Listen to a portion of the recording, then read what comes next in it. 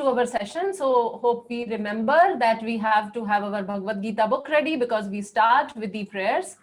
So let's all recite together.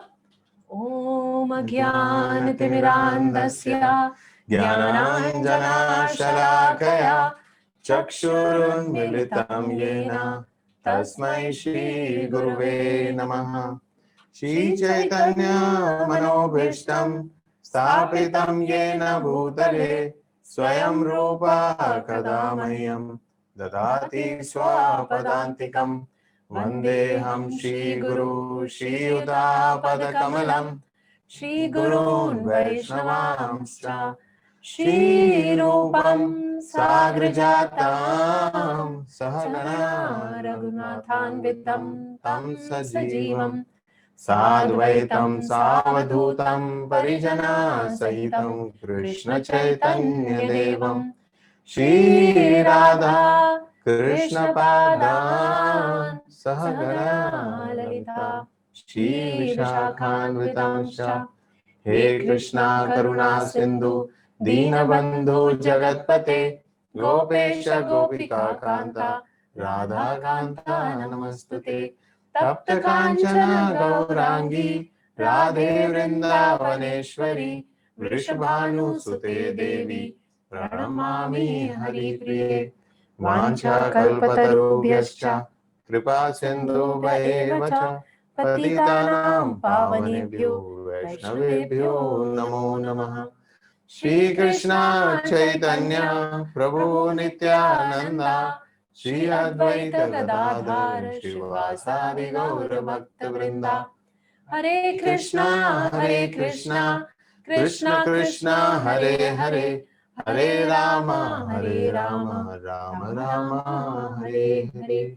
Namo Vishnupadaya Krishna Prestaya Bhutale Srimate Bhakti Vedanta Swami Niti Namine.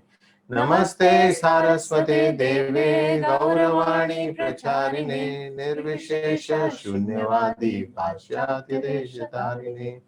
Mukam karoti vachalam pangum langayate girim Yat kripa tamaham vande Shri Guru Dinataranam Paramananda Madhavam Shri Chaitanya Ishwaram.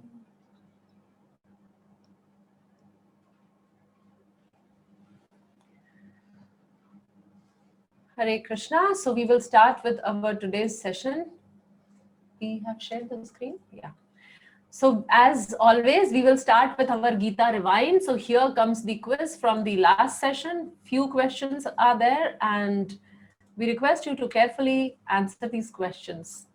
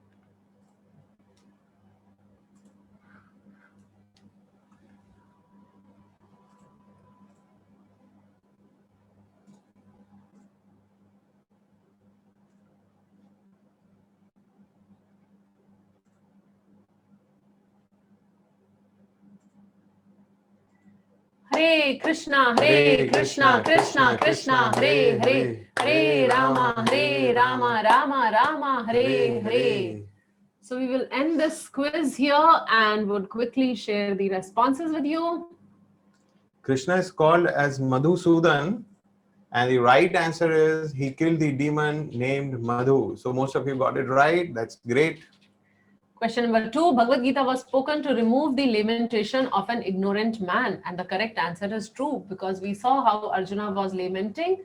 And we also did an exercise last week to see how we all are also lamenting. And that is why Bhagavad Gita is for us. Question 3, on hearing that Arjuna will not fight, Dhritarashtra was happy. That's the right answer, 56%. Question number 4, Lord Krishna is addressed as Shri Bhagavan. How many opulences does Bhagavan possess unlimitedly? So we discussed that definition by Parasar Muni, where he talks about these 6 opulences. So the correct answer is answer number 6 opulences. And the last question, Krishna used strong words for Arjuna to arouse his Kshatriya spirit. So that's the right answer. Most of you got it right. And so now we will proceed with our session. I can read here, my chat box is full of so many lovely wishes like Apsara, Aditi Krishnan, Kanishka, Uttara Sundar, Lakshmi. So many of you have wished me. I am really, really grateful to each one of you for blessing me, for wishing me. And I hope that I can continue my service to all of you like this till eternity. So thank you very much. We will continue with the session. So in the last session, we were talking about the crisis management, and there was a certain section which we could not complete. So we completed till shloka number 7. So we will begin from shloka number 8 today. We will complete that, and then we will come to the next section, that is my real identity. So going further, shloka number 8 and 9. I would request you all to please, let's stop chatting and focus on the session. Moderator can disable the chat option now, because we will do some serious understanding, because we know that though it is my birthday today, but then soul is eternal. It's only the birth of the body. So let's focus on the spiritual side now. Okay, so shloka number 8 and 9. Arjuna said, I can find no means to drive away this grief, which is drying up my senses. I will not be able to dispel it, even if I win a prosperous, unrivaled kingdom on earth with sovereignty like the demigods in heaven. So I hope we remember that Arjun has completed giving his reasons, and in total he has given 5 reasons. 4 of the reasons for not fighting in chapter number 1 and 1 reason in chapter 2. So the 4 reasons, what we said, C, D, E, F. So compassion, destruction of dynasty, enjoyment and fear of sinful reaction. And then in the last session we saw he gave his next reason, that is indecision. So now he is talking this verse, and then Sanjay said, having spoken thus, Arjuna, chastiser of enemy, told Krishna, Govinda, I shall not fight, and fell silent. So let's see what are the insights from this verse. So one of the most important things that we can understand and probably apply in our lives is that victory or opulence cannot dispel grief. That is how Arjuna is feeling, because he feels that whether he is winning, whether he wins this war and he gains an unrivaled kingdom, but his relatives and friends are not there to enjoy it with, so he does not have any happiness in that. In fact, that is very sad situation for him. And if he so that's the first insight that we can gain from this. And the second is, the moment Arjuna keeps his weapon he kept down in the end of first chapter, but here he says, I shall not fight, Govinda, I will not fight. So hearing this, Dhritarashtra would feel very happy, enamored. Wow, the main warrior on the Pandava side, enemy side, is not fighting. Pandavas have no hope, which means my sons have won this war even without fighting. So Dhritarashtra would feel very delighted and very happy. But then Sanjaya uses the word Parantapa for Arjuna. So Parantapa means chastiser of enemy. So to indicate to Dhritarashtra, hey buddy, don't be so happy. I mean, he's the king. So, oh king, don't be so happy, because soon he will chastise his enemies. So don't take him lightly. He will not just give up so easily. And finally, Krishna is addressed as Rishikesh. So as we saw earlier in the previous chapter, that Krishna is the controller of the senses, the owner of the senses and the mind, because from him only these senses and mind originate, which we all use. And therefore he is the owner and the controller. And here, now, Krishna will control these senses and the mind of Arjuna, which is so disturbed. So Krishna will now control it. That's why Krishna is again addressed to as Rishikesh. So we have this particular life lesson. Actually, this is what I was saying, that sometimes we feel, in fact, in my personal opinion, when we used to conduct seminars and sessions in the temple, usually I'll ask the first question to all the audience, and I'll ask them, what do you think will give you happiness? What do you think will give you happiness? And most of the people would give answers as money. Money will give me happiness. Most of the people will answer that way. But then we see that how Arjuna says, this money kingdom, nothing will give me happiness. And so this is a very important life lesson. Money can buy many things, but happiness is not one of them. Otherwise, more the wealthier the person is, happier he should be.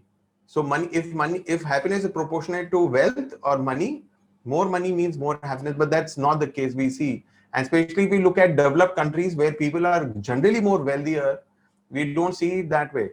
Like in America, 1 in 3 out of 3 people, they have to see a psychiatrist at least once in a lifetime. So that's not really the case. And then we have one more very interesting life lesson. Solving the problems of life independently of Krishna is not possible for a Maharati like Arjuna. Then what to talk about us? So Arjuna was very well educated, not just in military art. He was very well educated in all the Artha Shastra, Dharma Shastra, and but still he was finding it difficult to take this crucial decision to do or not to do, what to do. Right, so he took the help of Krishna. So what to talk about us, So when Arjuna is setting an example for us, that like he surrendered to Krishna, we should also surrender and take guidance from him.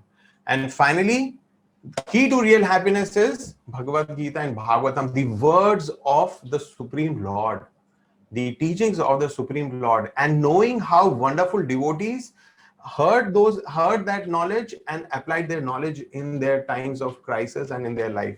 So that is what Bhagavad Gita and Srimad Bhagavatam is all about. So they're like life manuals. Like we have to live our life, like we use a product. For example, I have this clock with me. So this clock does not require a manual, but if there is a complicated machine, we'll get a manual with it. So we read the manual, we learn how to use it. Similarly, this life is there. How to live this life, what to do and what not to do is given in Bhagavad Gita and Bhagavatam. So in my chat window, I can read that Bhuvana has messaged, hard work gives happiness. I beg to differ, Bhuvana, because if hard work would give happiness, then we have so many labors, daily wages labors. So they would be the happiest one because they do the hardest job. But it is also a misnomer that hard work or money or things like that would give happiness, unless we add that spiritual quotient to our lives. We will never be happy. So key to eternal happiness is Bhagavad Gita and Bhagavatam. Proceeding further to the next verse. Tam uvacha Hrishikesha prahasan iva bharata senayor madhye vishidantam idam vachaha. O descendant of Bharat, at that time Krishna, smiling in the midst of both the armies, spoke the following words to the grief-stricken Arjuna. So now we want to take your attention. Now a huge thing is happening. So far, whatever we were discussing was a prelude to Bhagavad Gita. It was like telling in the background of Bhagavad Gita. or setting the scene. Chapter 1 was like just setting the scene. But now here Krishna is smiling. And then after smiling, Krishna becomes little grave.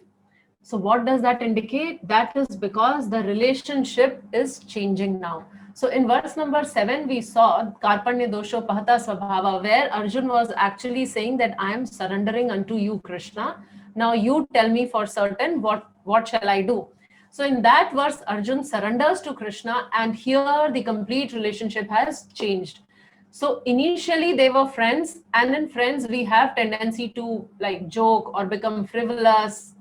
But here it's the relationship of guru and disciple. So Krishna is changing the gears of the chariot, and now he's becoming not only controlling the chariot, but now he's controlling Arjuna's senses and mind also. So the reins are no longer only for the horses, but now for Arjuna also. So that's how he smiles, and then he becomes grave to indicate that he has accepted Arjuna as his disciple. And here we have a wonderful life lesson here, that Krishna is teaching not only to Arjun, but to the whole world. The knowledge of Gita is eternal and infallible. So like how in the last session we demonstrated that each one of us is almost everyone laments. Some people lament a lot, some people lament less. But then I'm sure that in the last session when we had 10 questions, there was nobody who got all no's. So what that indicates is that we all lament at certain times. So Krishna's teaching is applicable for all of us. So now with this, we will enter into the second section. Yeah, just 1 second. So Yeah. because many times people think that Bhagavad Gita is for Hindus or Bhagavad Gita is a book for Sanatan Dharma. Bhagavad Gita is for all living entities. Now, for all living entities, the cat and the dog, they may not be able to understand, but all human beings, irrespective of what their religious belief may be or whatever. But this information, this knowledge is given by the Supreme Lord. Like, for example, 1 plus 1 is 2. Why? Is it only 2 for Hindus and something else for the Christians or something else for the Muslims? 1 plus 1 is 2 for anyone. So similarly, Bhagavad Gita, the words of the Supreme Lord are equally applicable and equally valid, irrespective of one's religious belief. That is why actually this Bhagavad Gita is not teaching of some religion. These are the eternal principles given by the Supreme Lord, which govern our material world. So it is equally applicable for all. So moving ahead, we will get into the second section. So the second section starts from verse number 11 and continues all the way till verse number 30. So beginning with shloka number 11, getting into the section, my real identity. So who am I? We will try to answer this question, who I really am, in this section. Shri Bhagavan Uvacha Ashochayan Anvashocastvam Pragyavadamscha bhashase Gatasuna Gatasumscha Nanushocanti Panditaha. The Supreme Personality of Godhead said, while speaking learned words, you are mourning for what is not worthy of grief. Those who are wise lament neither for the living nor for the dead. So now Krishna is beginning to speak. Krishna is about to give some knowledge to Arjun, and Krishna has already identified that whatever reasons Arjun was giving, actually when we were counting these reasons or when we read these reasons, we may feel, yeah, that sounds so true, that is so correct. But now Krishna is sensing that Arjun has lot of misconceptions, and he has taken the role of the teacher. So now he's gonna correct Arjun. So first thing what he is doing here is he is mildly chastising Arjuna. So he is starting the session with a little chastisement. Why is he chastising, or how is he chastising? If we see in the shlok, here he is telling that those who are wise lament neither for the living nor for the dead. So that means indirectly Krishna is calling Arjuna that the way you are talking is quite foolish. So though you appear to be wise and intelligent, but what you are talking is foolish. So this is how he begins. He gives a mild chastisement, and then he starts removing the misconception of Arjun. So Arjuna's word, as we heard, that though they are very true for dharma and for Rajniti perspective, but it does not take into account any spiritual aspect. So Arjun, while he was talking like all those 5 reasons, compassion, destruction of dynasty, enjoyment, sinful reaction, he was not having any spiritual identity. What he was talking, he was just referring to me and my family, my relatives, my expansion. I will get sin. I will not be able to enjoy. So all his reasons were circumambulating around me, my, I. It was not talking about any higher truth there. So that is one major misconception on which Arjun has based all the reasoning. So now we will see how Krishna would start removing his misconception, beginning with he is telling the difference between the wise and the fool. And Krishna brings out the point here. He says, one who knows the difference between body and soul, such a person is wise. Also, one who knows the difference between body and soul will automatically start knowing the Supreme Lord, also seeing the hands of the Supreme Lord. So Krishna is saying that such people do not lament. But here you are lamenting and not understanding the difference. You are just seeing Bhishma and Drona. You are not seeing that they are different from the soul.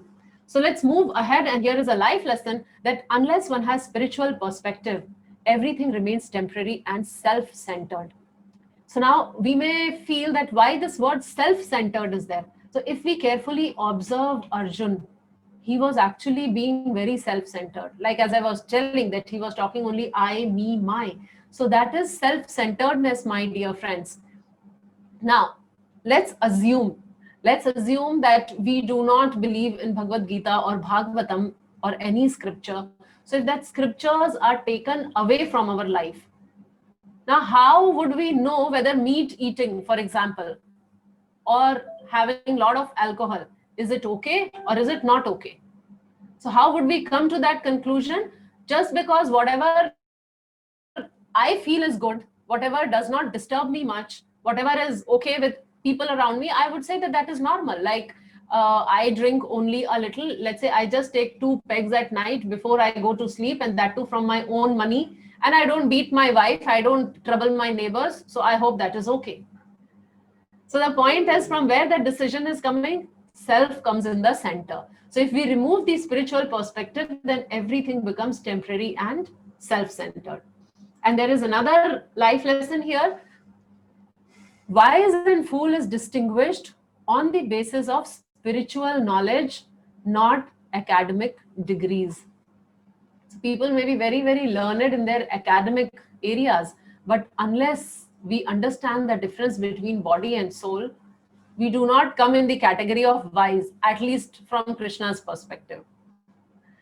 So moving ahead to the next shloka, shloka number 12. Natva evaham jatu nasham, natvam me janadhipa, nachaivana bhavishyama, sarve vayam atah param. Never was there a time when I did not exist, nor you, nor all these kings, nor in the future shall any of us cease to be. So now here Krishna is talking about something very profound. And one thing we have to notice very carefully, that now Krishna is going to talk about the soul. Krishna is going to establish that how soul, we are soul, and he'll talk about various qualities of soul in this coming 20 verses. But the interesting point is that nowhere else in the Bhagavad Gita he would repeat this knowledge. So what Krishna is doing now, he's laying down the foundation. So if our foundation is intact, then we can understand whatever follows later. So it's just like ABC, like we learn ABC when we go to kindergarten. Now, when I go to 10th standard, nobody teaches me ABC. But then if I don't know my ABC, if I don't know my alphabets, if I don't know my basic, then 10th or 12th or PhD, nothing would make sense to me. I'll not be able to make out anything. Why? Because I don't know my foundation. So these are the foundational verses. So we want you to be extremely alert and careful and understand it once and for all, because everything will be built up upon this. Like when we are constructing a house, we lay down the foundation. And once the foundation is laid, based on that, 3-story, 4-story, 5-story, multi-story buildings come up. And we don't go down in the foundation again. Foundation is already done. So these are the foundational verses. So now in this verse, what Krishna is telling is, one's individuality is never lost. So he's saying, I was there in the past, I am here, and I will be there in the future also. You were there, Arjun, you were there in the past, you are now, and you would be in the future also. And all these kings and all of us. So we all existed in the past, we are existing now, and we would exist in the future. So that indicates, or rather that uproots or defeats the misconception that a person becomes one with the Supreme Lord. So we don't merge and become one with Krishna, because Krishna is saying, I am I and you are you, O Arjun. And all these kings exist like that. So now Krishna is referring to the soul, and he's saying that continuously, like for all the time to come, we are all individual. So he's talking about eternal spirit soul. He is removing these misconceptions. So one is the concept of oneness, that I'll become one with Lord. Like in Hindi they say Atma Paramatma mein leen ho gayi, dono ek ho gaye. So that ek doesn't happen. That is what Krishna is saying. And second, he is talking about, or rather defeating, that God is formless. People say that God is formless. But Krishna is saying Krishna has that beautiful form as of now when he's standing and speaking Bhagavad Gita. And he says that I always have that form. He's standing in that beautiful Sham Sundar two-handed form there in the battlefield, and he maintains that form. So this is a beginning to this section about how we are soul, or how we are soul.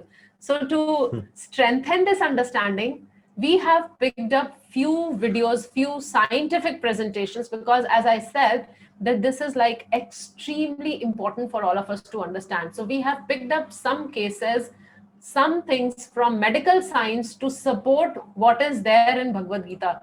So we will come back to Bhagavad Gita. We are taking a little break from Bhagavad Gita, and we are trying to understand the same phenomena scientifically. So just a moment, we are sharing the next slide.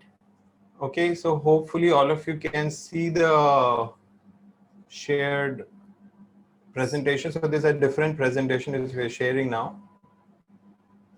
I hope all of you can see it. Yes. Okay, thank you. Dev Sharmini has confirmed. Yeah, thank you. Okay, so science of soul, who am I? Now, it's very important, as we'll go in further verses of the second chapter, we will know that Krishna will say that the soul is inconceivable. It cannot be seen by these eyes, our eyes. It cannot be seen. It cannot be touched. It is beyond our current senses, the senses that we have, because it is spiritual in nature. The body is material, senses are material.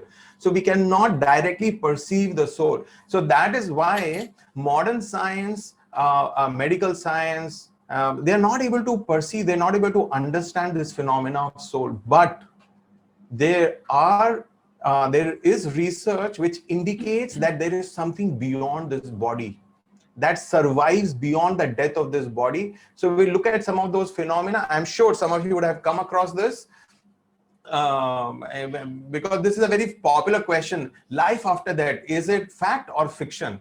Right? So we look at just few points in that direction. So in this regard, we'll be discussing these two items, near-death experiences and past life memories. So we'll look at these two things. Now, near-death experience, as the word suggests, these are extraordinary perceptions which some people, they get when they are physically unconscious, they are close to death, a situation like cardiac arrest. So the heart, there is a heart attack and the heart has stopped pumping blood. There is no blood going to the brain. They are not breathing. Their eyes are dilated. and practically for all purpose, they're actually dead.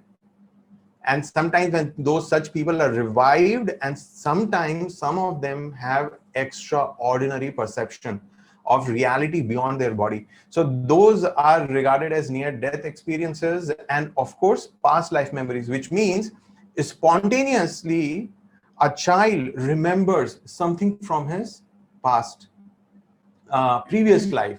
So he remembers who he was. Many cases he remembers his name, his family member's name, his location, and also the cause of his death. So in some cases that is also there. So we'll look at these, and before we go into some specific examples, this research is not done by so-called religionists or by ISKCON. These research is conducted by doctors, scientists, those who we consider a little more neutral. Okay, so near-death experience is an out-of-body experience. There are maybe thousands of cases now, and so this is one stats.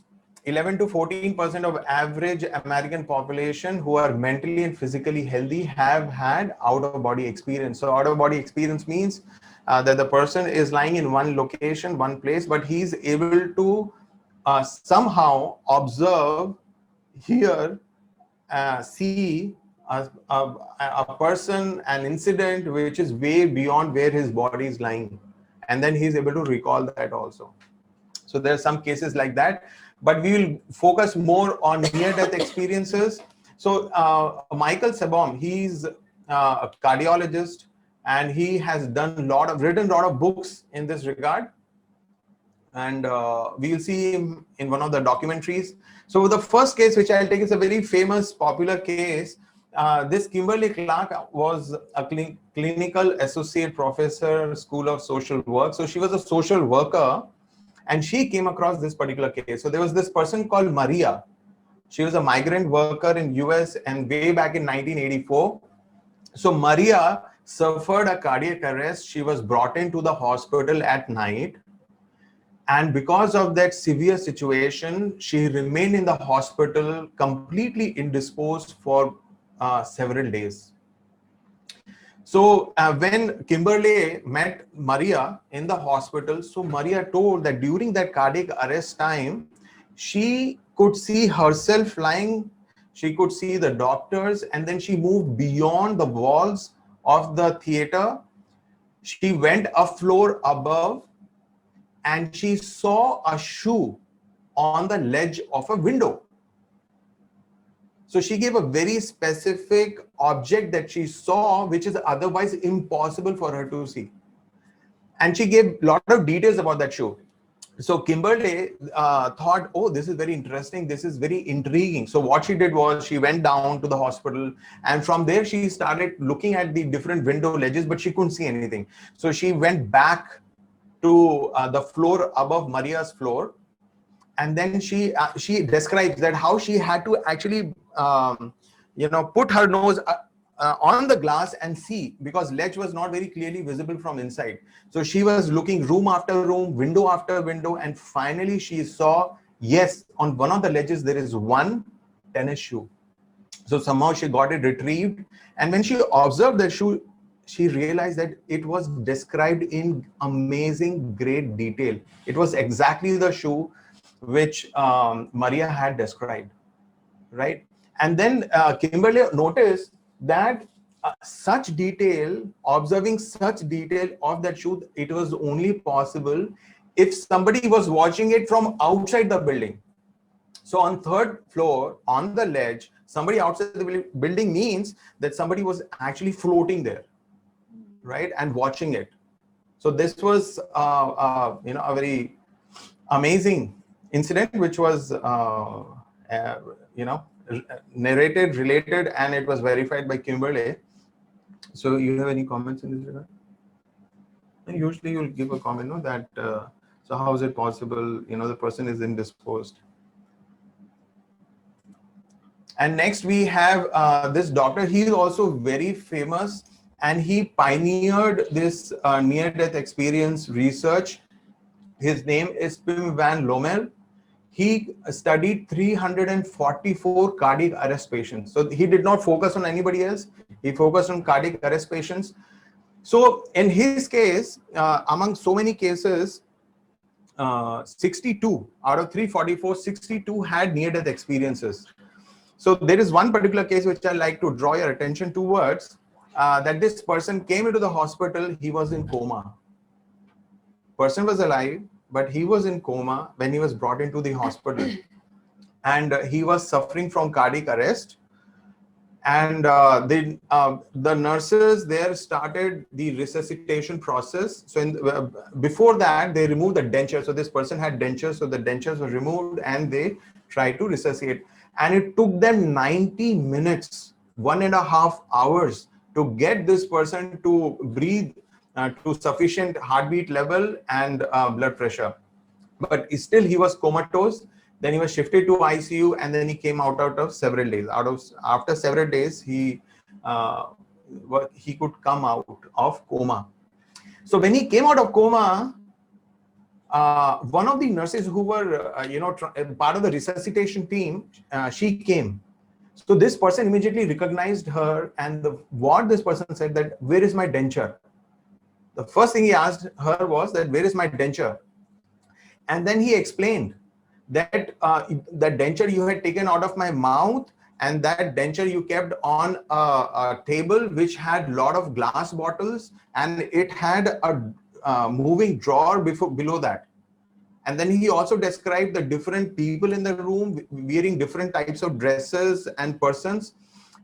And very interestingly, he said that I was terrified that at one point in time you considered not reviving me. You decided that you'll give up on the process of resuscitation. I was terrified with that. So this nurse confirmed that because this case was a very difficult case, almost lost case. So the whole team was thinking in between that we will stop the resuscitation process, but somehow they did not, and they continue. So this is one of the cases among many cases which Pim van Lommel had studied, right? And so now I am taking you to what happened?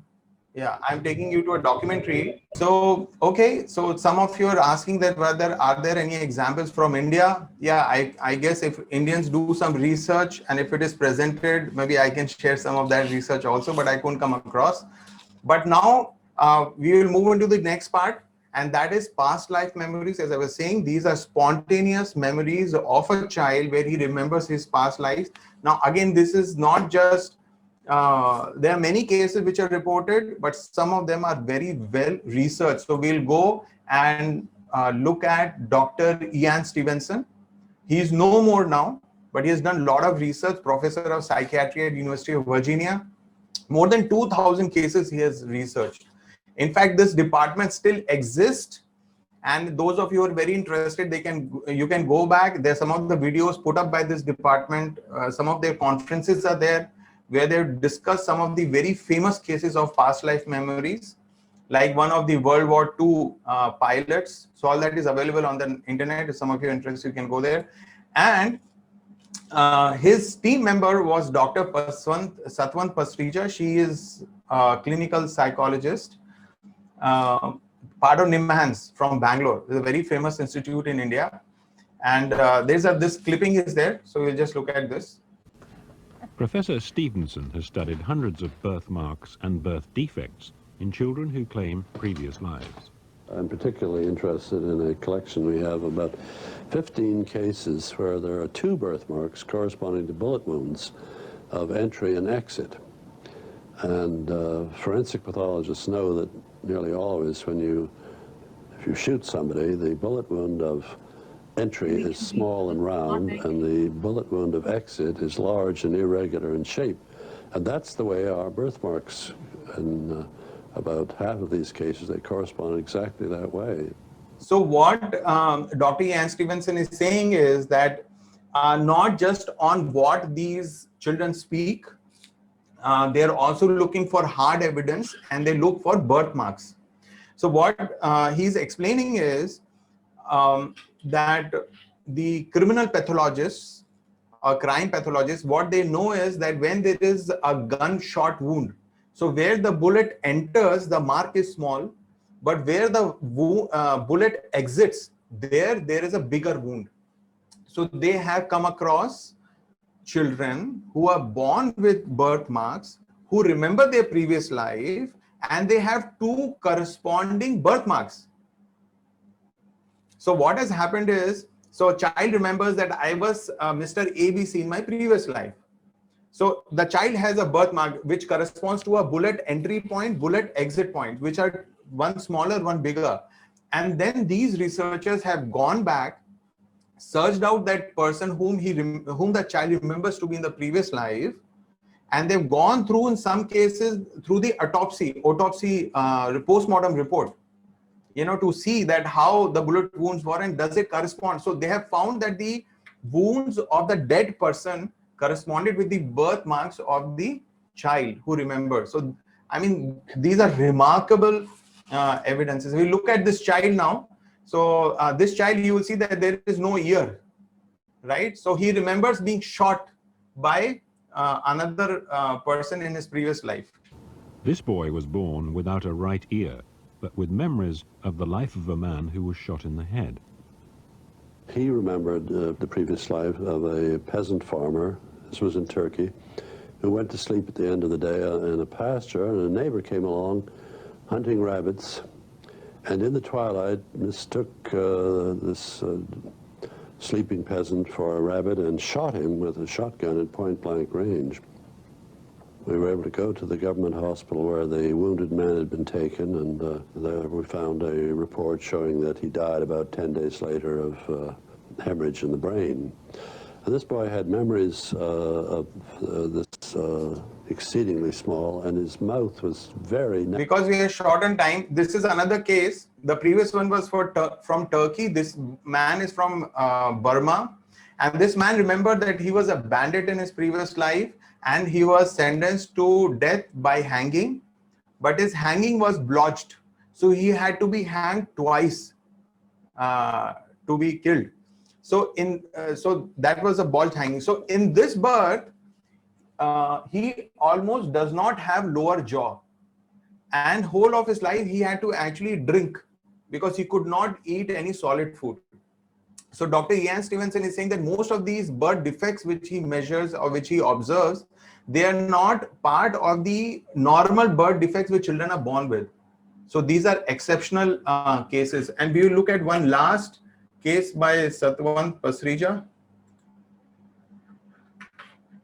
उनकी बातें याद है तुम्हें? यहाँ पैदा हुई थोड़े कुछ बाद जब छोटे छोटे थे तब थोड़ा याद करो करते थे फिर इलाज चलते रहो जैसे पिताजी ने मों को ऐसे शराब गांजा पियो करते थे उनने ऐसी मशीन फिराई दी तो हाथ वो कटियो हम तो वहीं खड़े रह गए उंगलियां पांचों उनके सामने गिरी जान तब एकदम बड़बड़ाने भी सब कि लला को हाथ कटियो तब तुम्हारा नाम क्या था? हुक्म सिंह। इस पे नाम लिखना जरा फिर से एक बार. Being born with missing fingers is very rare, and the corresponding feature in the previous personality adds to its importance. So here we see this young man, whom he remembered his past life from a nearby village, and he was explaining that how I was young, and his father was drunk, and somehow he moved that fodder chopping machine. So in some of you who have village background, you know there's a fodder chopping machine which has sharp blades. So the father moved that machine, and his child, this boy's previous life, his child's, all the 5 fingers got cut. So the fingers fell off, and after some days, the child also died. So when this boy was born, he could remember his whole experience, his previous name. And as you can see, his left hand is perfect, but his right hand, those fingers are missing. So Dr. Satwant Pasrija is saying that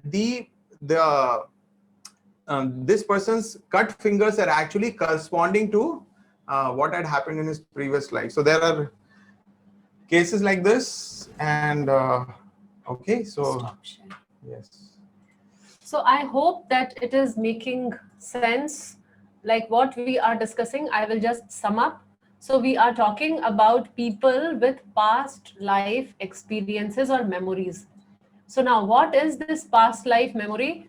So somebody at some place, let's say in 5 years back, someone dies in a X village. Later, 2 years, 3 years later, there is a baby who's born in another distant place.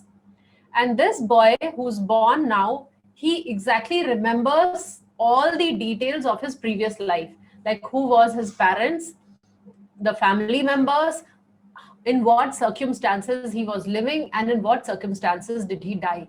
So he remembers all these things in this life about his past life. So this is known as past life memory. Now, why we are discussing this is because we are talking about the presence of soul. Krishna is talking about that we are spirit soul. Krishna is telling that when you are pointing out that Dronacharya will die or Bhishma will die, actually they will not die, because they are all, and including us, everybody is a spirit soul, and we have this external covering called body. So this is what is the point which Krishna is telling. So these examples we are discussing to have strong faith in what Krishna is saying. So imagine, so now talking about the past life memory. So someone dies at some place. Irrespective of what religion he is, either the body is burned or is buried.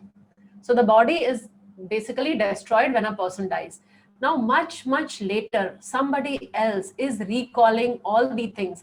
If I am this body, which is destroyed at the time of death, how at all is this possible that I would remember the details?